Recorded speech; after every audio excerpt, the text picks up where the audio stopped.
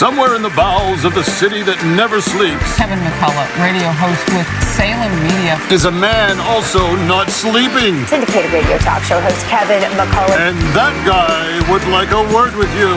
Many of you know him as Nostradamus. Of course that Kevin show is going to be great. The only thing that could be greater, of course, would be that Donald show. But we don't have that, so we have that Kevin show.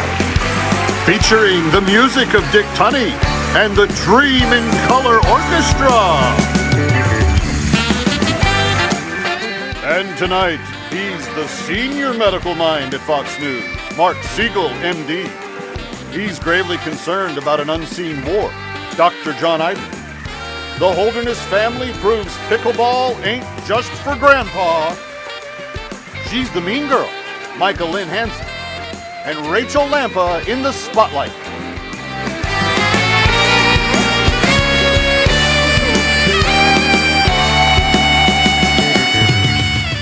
And now from Times Square, where even supermodels will get dumped by their boyfriends for walking too slow, here's that Kevin!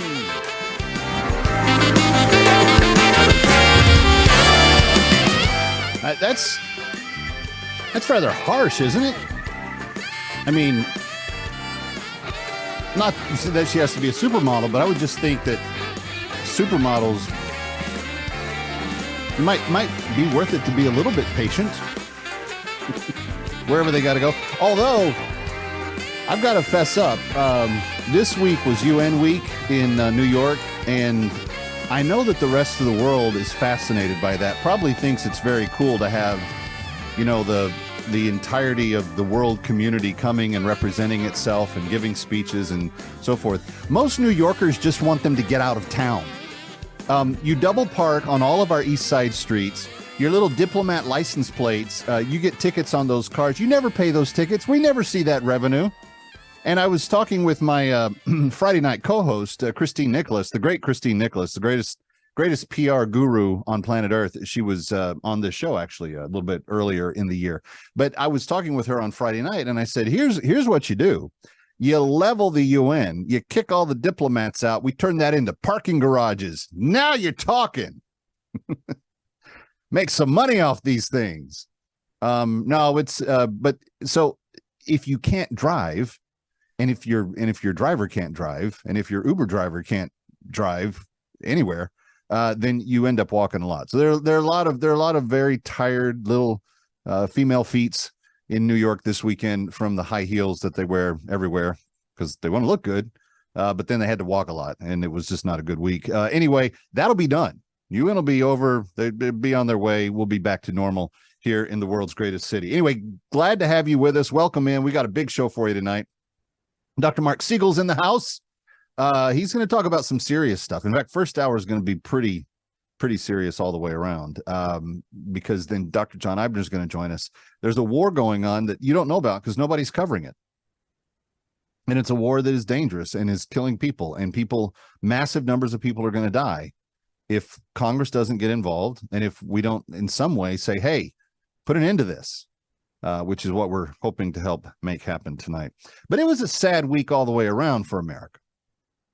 If you look at what the administration revealed and by necessity had to answer questions in Congress for, you got this idea that these people have been misbehaving on the job for the past 3 years. No one more importantly pointed that out than Merrick Garland, the Attorney General himself. Did you catch his little appearance before the committees? Before the judiciary, before the oversight? He had a lot of questions to answer, and he didn't do a really good job of answering them. Have you had personal contact with anyone at FBI headquarters about the Hunter Biden investigation? I don't recollect the answer to that question, but the FBI works for the Justice Department. It's I'm sorry. You don't recollect whether you've talked with anybody at FBI headquarters about an investigation of the president's son? I don't believe that I did. I promised the Senate when I came before it for confirmation that I would leave Mr. Weiss in place and that I would not interfere with his investigation. I have kept that promise. That wasn't what he was asked. He wasn't asked if he had broken the promise and interfered with the investigation. He was asked if he'd spoken to anyone at FBI about the Hunter laptop. Answering the question yes or no would not interfere with the investigation. There's nothing in his answer that prevents him from giving an honest answer to the oversight committee that is questioning him. And he's accountable to.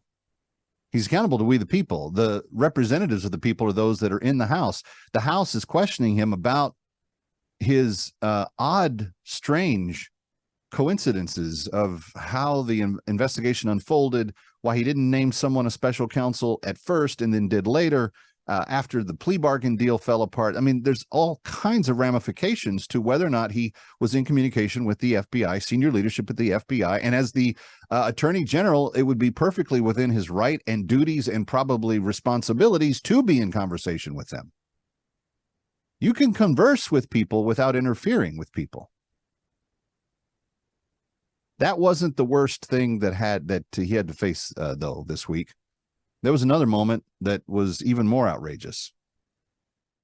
I need a simple yes or no to the following. Just yes or no. Do you agree that traditional Catholics are violent extremists? Answer I have no question. idea what the traditional means here. Yes the or no? idea that someone with my family background would discriminate against any religion is so outrageous, so absurd. Mr. Attorney It's hard to General, it even was your answer FBI question. that did this. It was your FBI that was sending, and we have the memos, we have the emails, we're sending undercover agents into Catholic churches. Are they extremists or not, Attorney General? Everything in that memo is Are they appalling. extremists or not? I'm asking a simple question. Say no if you think that was wrong. Catholics are not extremists. No. Why was it so hard for him to get to that answer?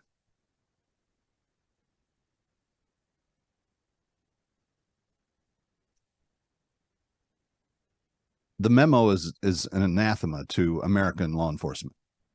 The things they said about people of faith, church-going people, in this situation, Catholics themselves, to assume that they have hostile intent towards the government and they need to be infiltrated with FBI agents or Department of Justice agents, that in and of itself is offensive. And the fact that he oversees the Justice Department that issues those memos and gives those directives, even if it's all carried out by underlings, it doesn't absolve him of responsibility. It happened on his watch. And the cloaked government, the cloaked state, the cloaked security apparatus is calling you and me, if we're church-going people, extremists. And instead of saying, I condemn that memo, I will discipline the people in my department that put it out, I will see to it that we never have that policy again. He didn't say any of that. You know what he did?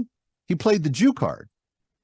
How dare you ask me about my background and my family and the history and blah, blah, blah. Nobody's talking about your family, Attorney General Garland. And if your family was persecuted for their faith, that was wrong too. But that doesn't mean you get to ignore the question and give weight to an operation that is targeting church and faith-based people as extremists. That is not an allowance for you to behave in this way. And all I could think about as we were watching this unfold was, man, am I glad this guy's not on the Supreme Court. And he was this close to getting there. Save Mitch McConnell's little strategy to not bring him up for a vote.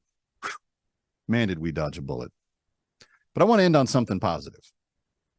Maybe you missed it, but there was a very touching moment by a very special person from a very special generation at Vivek Ramaswamy's campaign stop this week. Did you see it?